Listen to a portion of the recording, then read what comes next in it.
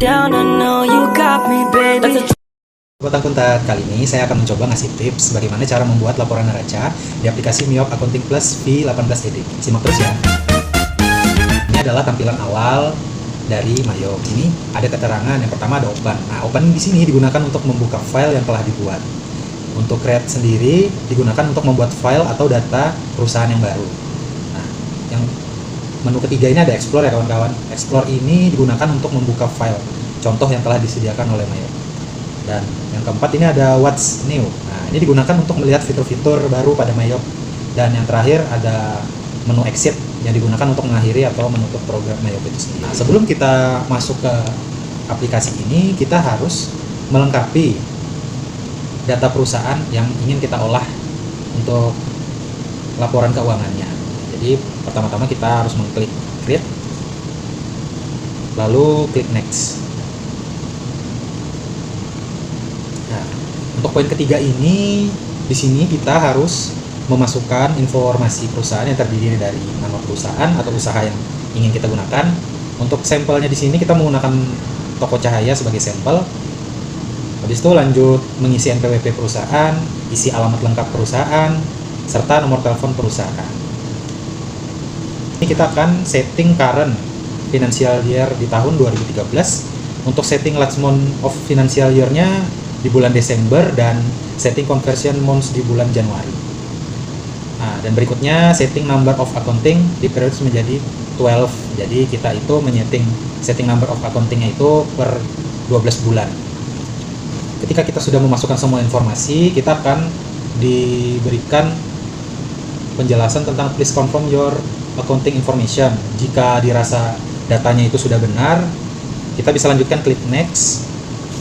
Account list. Selanjutnya kita pilih opsi nomor 2 ya, yang di situ ada tulisannya I would like to import a lot of account. Kita klik next ya kawan-kawan. Kemudian kita setting penempatan file kita, file laporan keuangan yang kita olah di Miyop. Misalnya nih, kalau di sini kan contohnya saya di data E. Nah, di situ klik next. Nah, selanjutnya itu ada informasi dari aplikasinya bahwa kita telah berhasil untuk mengisi. Nah, di situ kita bisa klik stop assistant, kemudian kita next. Nah, ke tutorial bagaimana membuat neraca, laporan neraca di Miyop ya sobat akuntan. Nah, ini adalah tampilan awal dari menu-menu cut file yang ada di aplikasi Miyop. Nah, kita klik menu account list sebelum kita masukkan data-data akun transaksi di toko cahaya.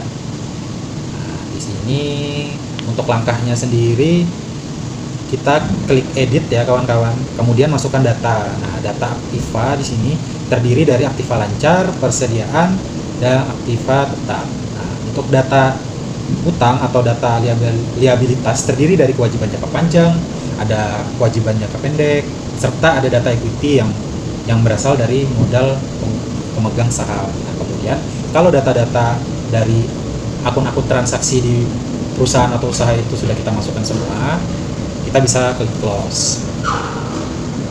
Nah, ini adalah data dari toko cahaya yang sudah saya masukkan data-data akun transaksinya selama 1 tahun. Untuk mempermudah kita melihat data yang kita olah ini apakah balance atau tidak, nah kita bisa ke menu setup, lalu balance, kemudian ke account opening balance. Nah, di sini akan nampak tampilan dari menu Miyop itu sendiri. Nah, di sini biasanya akan kita laporkan ke manajer atau pemimpin yang ada pada usaha. Untuk membuka file Miyop yang telah disimpan, itu kita kembali ya ke awal. Ketika kita membuka aplikasi ini, kita klik open, lalu kita akan diarahkan ke penyimpanan data kita yang sebelumnya. Di sini saya menyimpannya di data E. Nah, kita klik nama folder yang awalnya kita buat. Kalau saya di sini saya tulis toko cahaya B ya kawan-kawan ya. Di situ open. Nah, biasanya itu ketika kita masuk itu nanti kita akan diperlihatkan untuk username dan password. Nah, sedangkan kita kan dari awal nggak tahu nih dan kita belum buat, jadi langsung di skip aja, kita klik OK aja. Ini adalah tampilan dari neraca Miyop setelah kita ulangi lagi step yang di awal itu dengan mengklik setup, lanjut ke balance, lalu account opening balance. Oke, demikian tutorial dari saya. Kalau ada pertanyaan, silahkan tulis di kolom komentar. Jangan lupa like, share, dan subscribe ya. Juga buat teman-teman yang belum. Terima kasih sudah menonton, semoga bermanfaat. Dan sampai jumpa di video selanjutnya.